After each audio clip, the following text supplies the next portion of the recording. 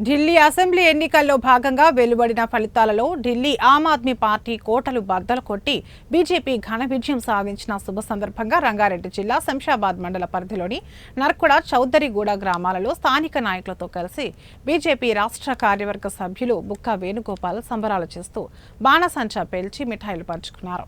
ఈ కార్యక్రమంలో ఓబీసీ మోర్చా జిల్లా కార్యదర్శి కుమార్ యాదవ్, నర్కుడ మాజీ సర్పంచ్ సిద్ధులు, మండల ఉపాధ్యక్షులు సంజీవ, బీజేపీ నాయకులు పాల్గొన్నారు.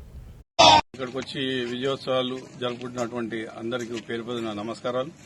ముఖ్యంగా ఈరోజు భారతదేశం లోపల భారతదేశ రాజధాని ఏదైతే ఢిల్లీ ఇన్ని రోజులుగా మనము దేశమంతా కూడా 3 పర్యాయాలు ప్రధానమంత్రిగా ఉన్నప్పటికీ ఢిల్లీలో మటుకు మనకు బీజేపీ గెలవకుండా ఎన్నో శక్తులు అడ్డుపడి ఉండే.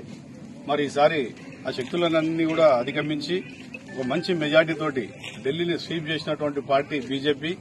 నరేంద్ర మోడీ గారి నాయకత్వంలో, అమిత్ షా గారి నాయకత్వంలో, నడ్డా గారి నాయకత్వంలో, మన బండి సంజయ్ గారి నాయకత్వంలో ఈరోజు అఖండ విజయాన్ని సాధించి మరి మన భారతదేశంలో ఉన్నటువంటి బీజేపీ శ్రేణులకు అందరూ కూడా ఒక బూస్టింగ్ ఇచ్చినటువంటి దినం. మరి ఇదే స్ఫూర్తిగా తీసుకుని